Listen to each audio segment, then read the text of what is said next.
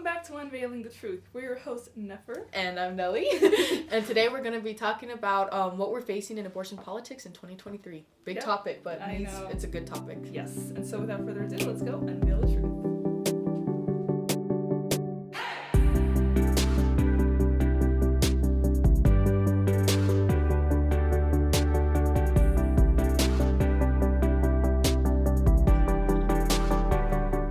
Okay, so before we get started, just like we start off everything that is good and holy, Nefertiti's going to lead us off in a prayer. Yes. In the name of the Father, and of the Son, and of the Holy Spirit. Amen. Let's do an Ave Maria, since we're talking about motherhood and abortion and stuff. Awesome. So, Ave Maria, gratia plena, Dominus tecum, benedicta tu in mulieribus, et benedictus fructus ventris tui, Iesus. Santa Maria, Mater Dei, ora pro nobis peccatoribus, nunc et in hora mortis nostrae. Amen. In the name of the Father, and of the Son, and of the Holy Spirit. Amen. All right. So because today, January 22nd, is the day of prayer for the legal protection of unborn children, according to the Catholic Church's liturgical calendar, we decided that we were going to talk about the face of abortion politics in this upcoming year.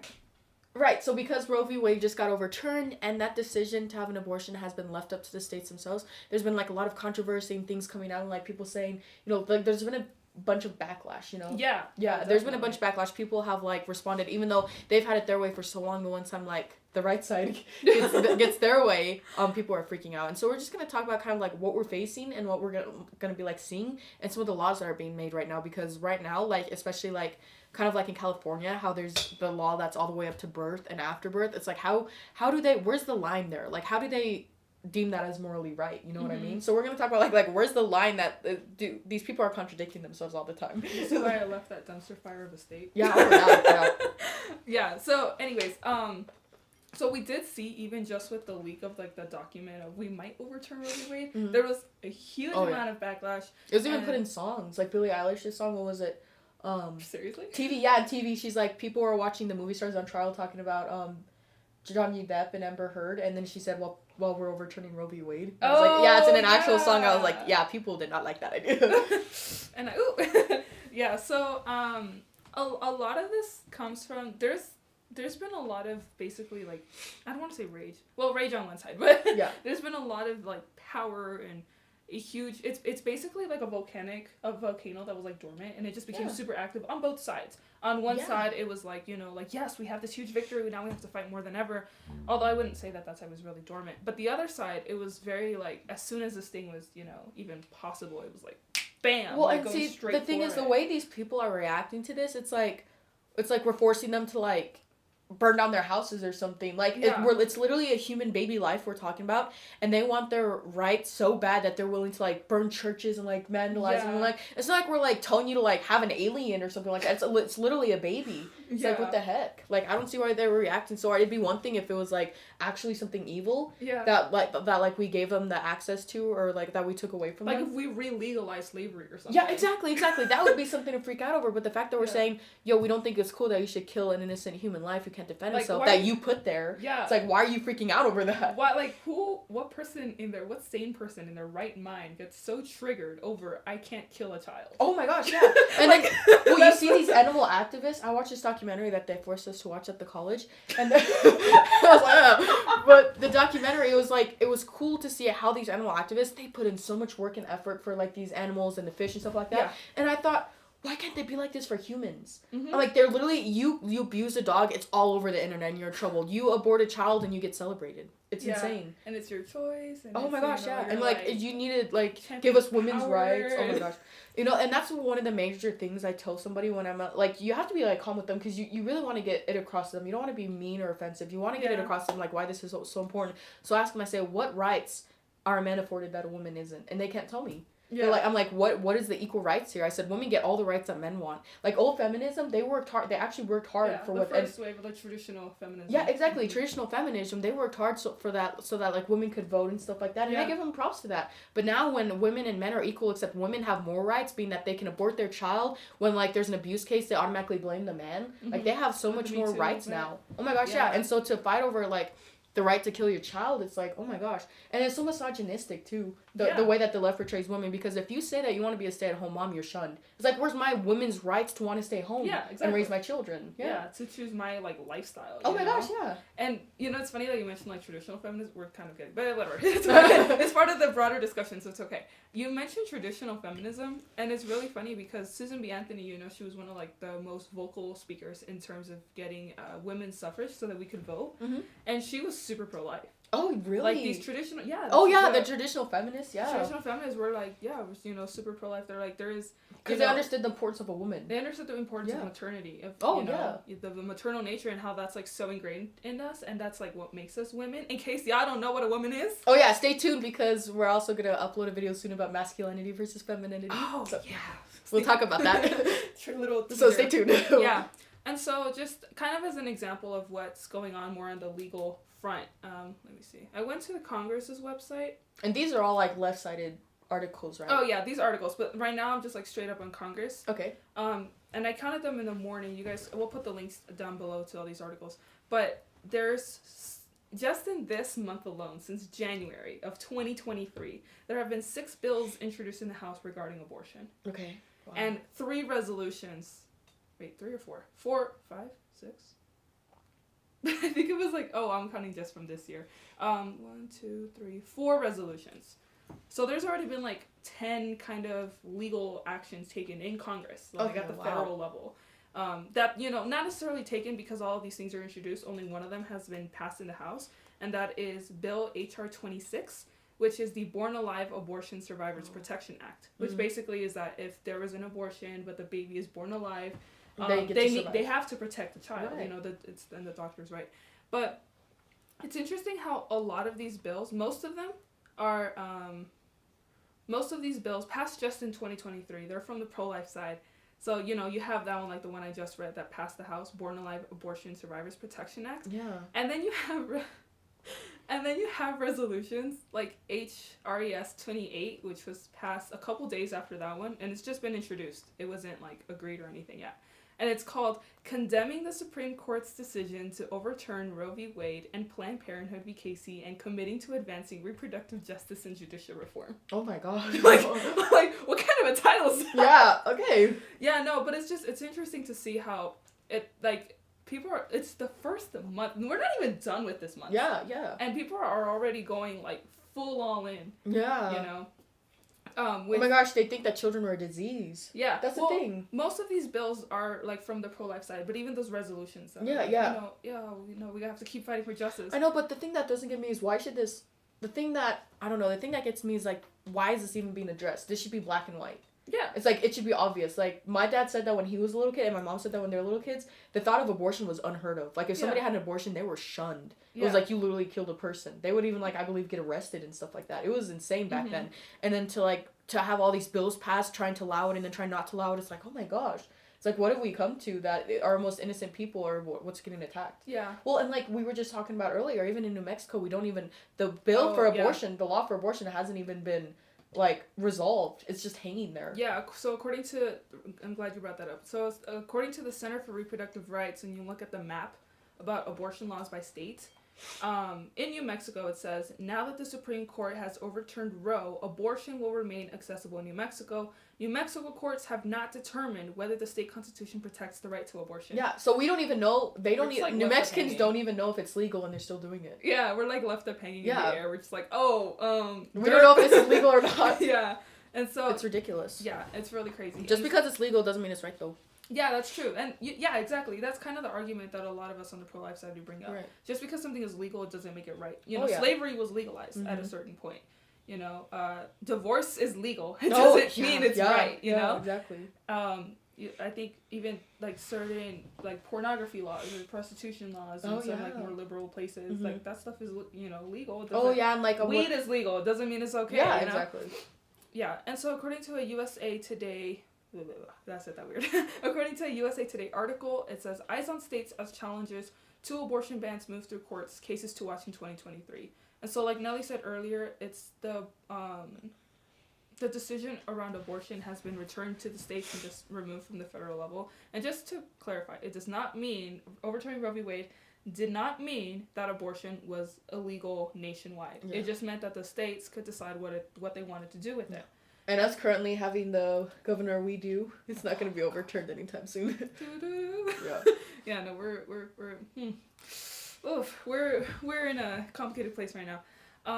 Where was it that it said, I think, according to... Oh, well, let me read from this article first. So there's abortion lawsuits moving through state courts. So when this happened, there was a lot of, like, some states that wanted to enact anti-abortion laws. Mm-hmm. There were some, like, people who were, like, suing them because of it. Oh, wow. And so some of these states were, let me see, Arizona, Florida, Georgia, Idaho, Indiana, Kentucky, Louisiana, Michigan, North Dakota, Ohio, Oklahoma, Pennsylvania, South Carolina, Utah, Wisconsin, and Wyoming. Those states are being, like, sued because they're enacting abortion bans. Oh, wow. Yeah. Wow, that's insane. So wait, Roe v. Wade gave them the chance to, like, leave it up to the states themselves, and they're still getting sued? The states themselves are getting sued now. Yeah, so, like, in the case of Arizona, in one of 2 cases testing abortion restrictions in Arizona, Planned Parenthood is challenging the state's enforcement of a near-total abortion ban that dates back about 158 years. The case spotlights how, in some states, long-dormant abortion restrictions that were once invalidated by Roe v. Wade but not appealed could now be enforced.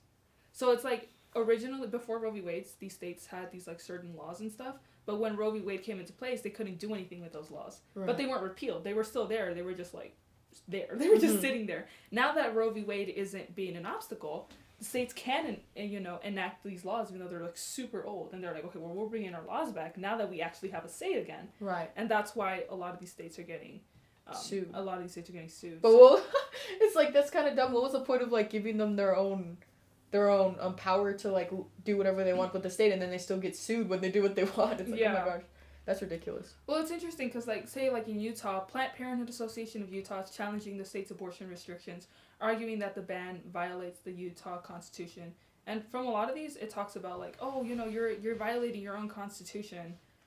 I mean, I don't know each individual's laws, but I kind of highly doubt that prior to Roe v. Wade, there were, like, written in the Constitution, like, oh, abortion is a go. Really? Wow. Like, I mean, I don't know. Someone would have to, like, look into it to really see the constitutionality. But I think the thing about the Supreme Court is that whenever they rule something, it sets precedents. So it's like, if it doesn't mean that the state courts need to rule whatever the federal government says, but if the Supreme Court of the U.S., as the law of the land, has ruled has interpreted the Constitution in some certain way, then I think it should be, like, as a guide for the states. Right, okay. Of course, they each have their own constitutions and they can do whatever, but it's like, if you saw that the constitutionality behind abortion was invalid with Roe v. Wade, maybe you should question your own constitutional clauses, So that's just something that's going on. And then, what was it that your brother was telling us about the pill?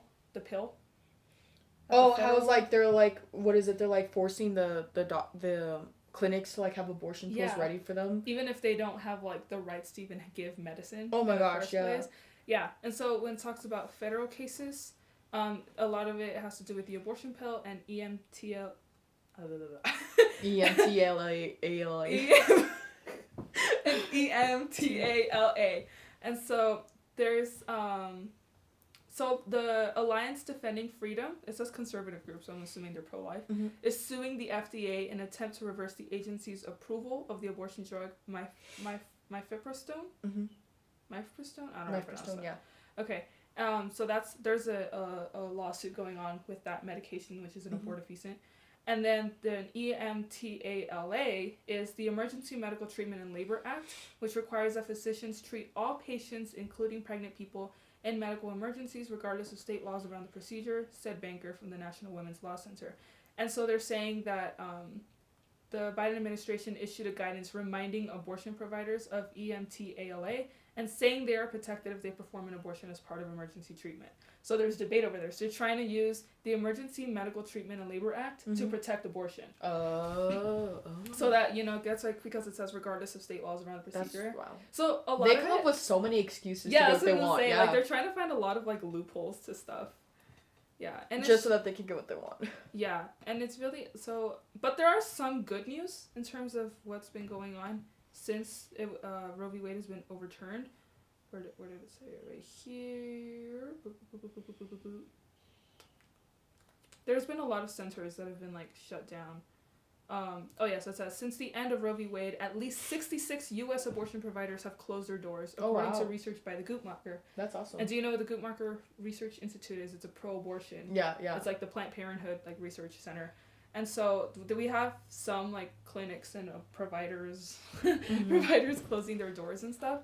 So yeah, there's a lot of stuff going on right now with the legal state. How do you think things are gonna turn out? I don't know. Honestly, I feel like if we can't protect the least vulnerable, then what do we mean to each other? Like, if there's no guideline to, like, going and killing the children, and, like, especially in California where it's up to after birth, then who's to say that a mother can't just get tired of a 2-year-old and call it abortion? Mm-hmm. Especially since it's after birth. I'm like, if there's no line there, then what's the moral line or guide to anything? Yeah. Like, because if you can twist a 2-year-old into an abortion, then you can twist something else into like, oh, I robbed the bank because of this. You know what I mean? Like, if the laws can be manipulated so much, then what's the point of the laws in the first place? Yeah, we have like no moral boundaries. I don't know if I've ever mentioned this story before on like a previous episode. I don't think I have. But one day when I was right now that you mentioned a mother killing her child, when I was in 10th grade, I was in 10th grade, I think we were reading 1984. Mm-hmm. Do you know what that is? That book is banned in some places. Yeah. Yeah, we were reading 1984. I believe it was 1984.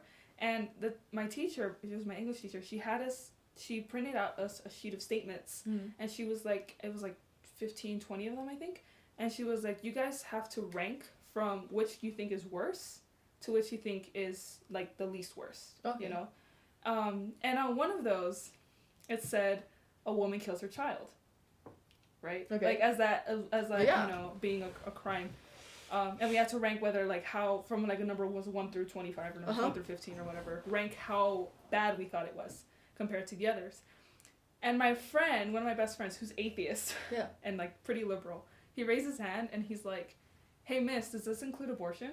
Oh dang! And what did she say? And she said no. She was like, "No, that doesn't." She was. Man, I don't want to like trash on her because I really like her, but she was Protestant. Okay. And so, but she said no, that doesn't include abortion. Oh. Wow. And guess what? Everyone answered that was the worst thing that a person could do. That's ridiculous. But then now it's like celebrated. Yeah, but no. What my thing was that like everyone says a woman. Everyone can agree that it's bad for a woman to kill her child. Right. Yeah. But the reason why everyone was okay with saying this because is the worst thing is because it wasn't for abortion. Yeah. If she had said yes, this includes abortion, do you think people would have answered that was worse? No. Yeah. No, they wouldn't have. So where where's the fine line? Saying, where do we draw the line when it comes to morality? And even like that article I was reading earlier to you. So there's this article from The Hill. It's an op-ed. It's horribly written, and it's called "2022 Decimated Abortion Rights: The Path Forward for 2023." And just notice the language too. Decimated. Oh my gosh, these people are like so vulgar and stuff with what they say, and it's just like, I don't know. It's just like we have our own rights too. They're talking about how they want their own rights. It's like we have our own rights too. You don't have to like put us down and like call us, fascist and all this stuff because we believe that you shouldn't kill your child. Yeah, it's always one-sided. It's so insane. So it says, in this, abortion protective states mostly line the West Coast are huddled together in the Northeast. And then the type of language. In this new landscape, your abortion rights are defined by your zip code and your access to funds, transportation, time off from work or school, and whether you can surmount the structural racism of our healthcare system. Just to show that this is all political. Like, what in the world? Oh my gosh, why did they throw in racism in there? The virtue signaling is strong in this one. Oh dear. And just what really hit me most or triggered me the most about this article was just how like blatant it was towards abortion. So it said the most destructive, like literally psychopathic stuff, and just said it like whatever. Oh really? So I'm gonna read from there's a couple of I'm gonna read just a couple of these paragraphs. So one of them says, outside the political arena, there is much everyone can do to advance our human rights. Decades ago, women of color launched the reproductive justice movement to highlight that the decision whether or not to become a parent is a core part of dignity, humanity, and freedom. After Dobbs shuttered Mississippi's last remaining abortion clinic, Shiro's abortion freedom fighters have been working double time to ensure that everyone in the state can afford and obtain the abortion care they need. Oh dear. And then it says, this holiday season, watch a film about the Jane Collective, a group of Chicago feminists who provided safe abortion services in the years before Roe. Thanks to advances in technology and medication abortion, we can all be Janes, and at much less risk than our foremothers took. Medication abortion is now a safe and widely available method to do your own abortion. The nonprofit Plan C is the go-to resource online for reliable, up-to-date information on how people in the U.S. are accessing at-home abortion pill options. So let's just go ahead and have an abortion just like we dye our hair at home. Yeah, like... Oh my gosh! Like, did you see that chick online who was like... She was talking about abortion. She was like, oh yeah, she was explaining the pill. And on air, she, like, aborted her kid with the pill. It was stupid. I'll tell you what's funny is that they're showing you how to do it at home. You know, safe for... First of all, it's never safe. It's never safe. No. Not only does it physically scar the woman, but it always ends in a life being killed. Yeah. You know, abortion is the only thing that you do a procedure to kill the person and not to save them.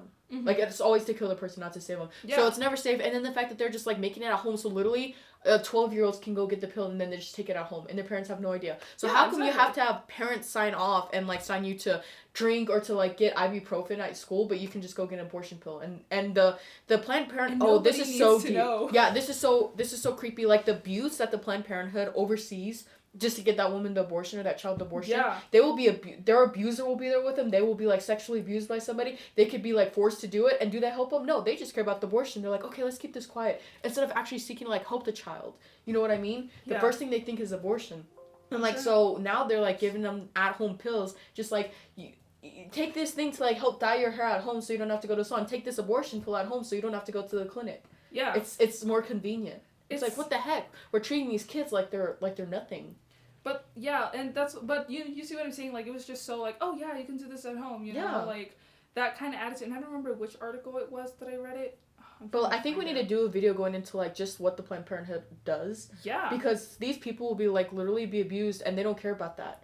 And sometimes they'll actually know that their abuser brought them in and they don't care about that. They're just like, okay, well, you want to get the abortion? Let's do this. It's like, oh, how about you ask them if they're okay? Like, if they need help. And just, like, the dark history, too, regarding these, like, organizations. Mm-hmm. Like, for example, the one that I read about the Guttmacher Institute, where I got that information from, is from MSI United States. And MSI stands for the Marie Stopes International. Mm-hmm. And this organization is basically, they call MSI Reproductive Choices. They changed their names because they were named, they weren't founded by this lady, but they were named after a lady called Marie Stopes, which according to the BBC, Marie Stopes was a eugenicist, and she was like super besties with Hitler. Oh dear. Well, she wasn't like besties with her, but you know she was. Let me see what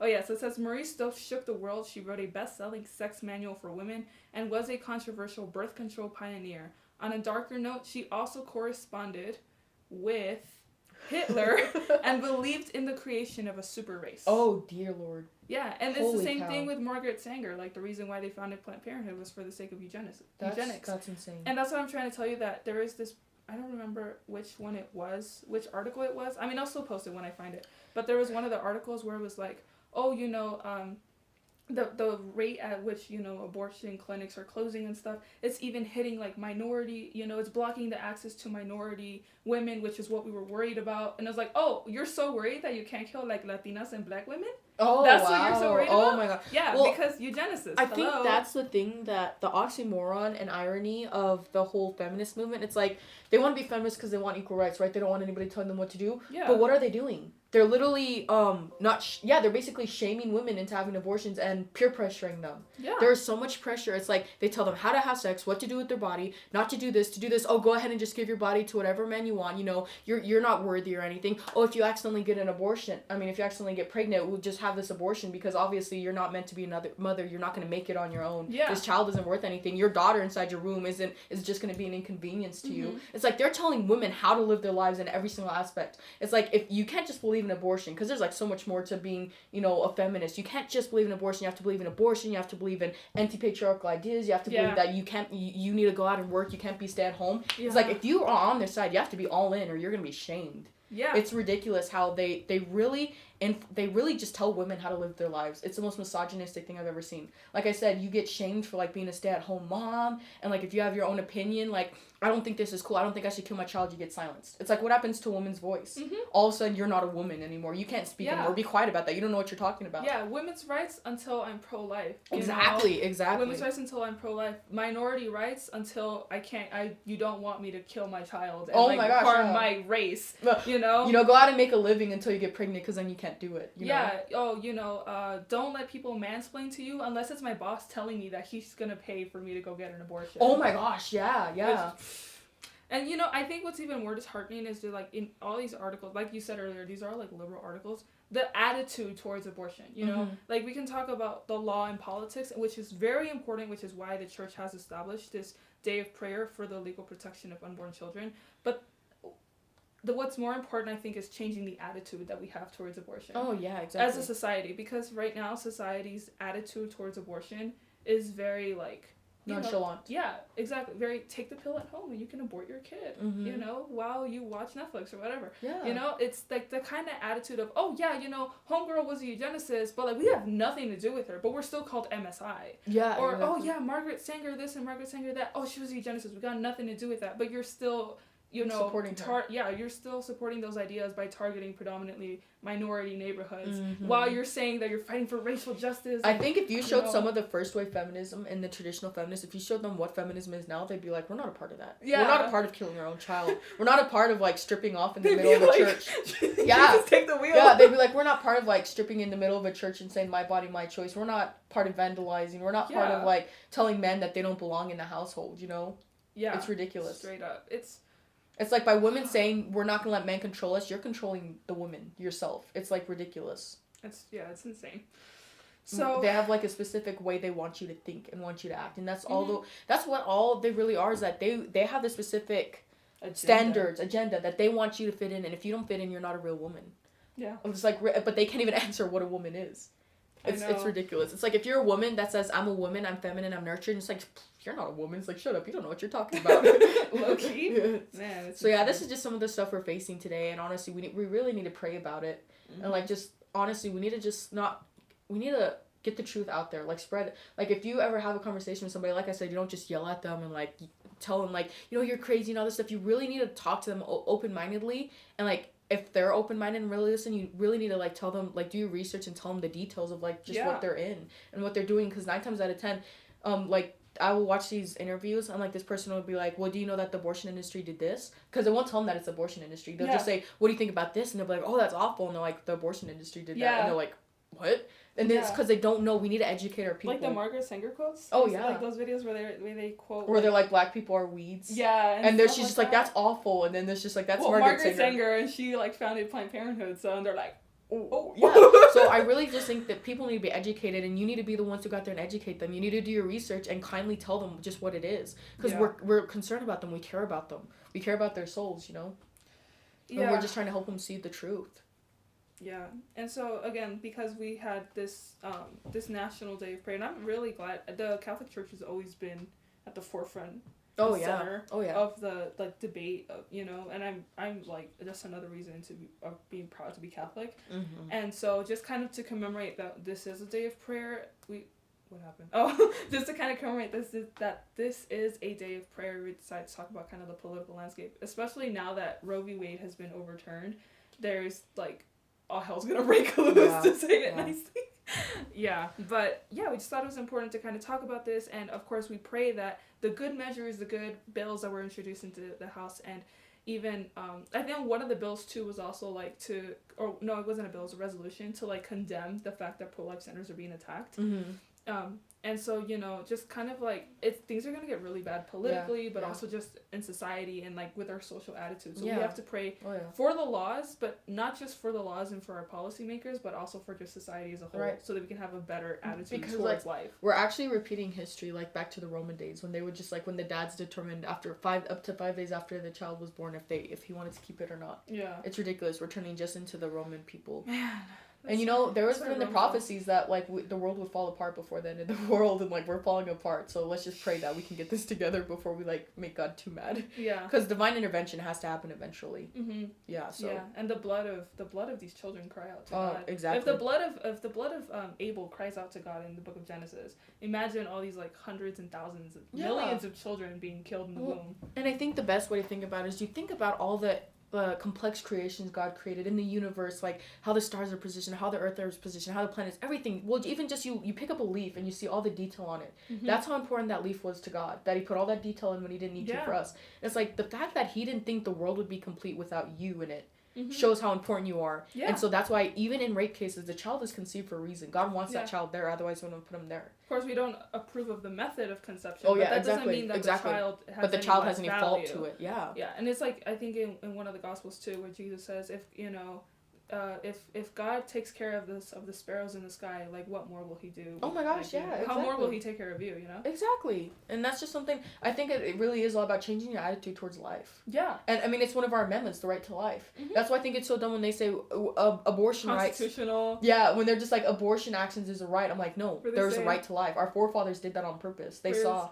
Where is it here? Abortion access is a human right. I'm like, oh my gosh. I'm like, no, life is a human right. That's the first right you get is life. Man. It's like, what the heck? When you're brought into this world, that's the first right you get is to have that life, Yeah. It's ridiculous. So, yeah. Thank you guys so much for watching.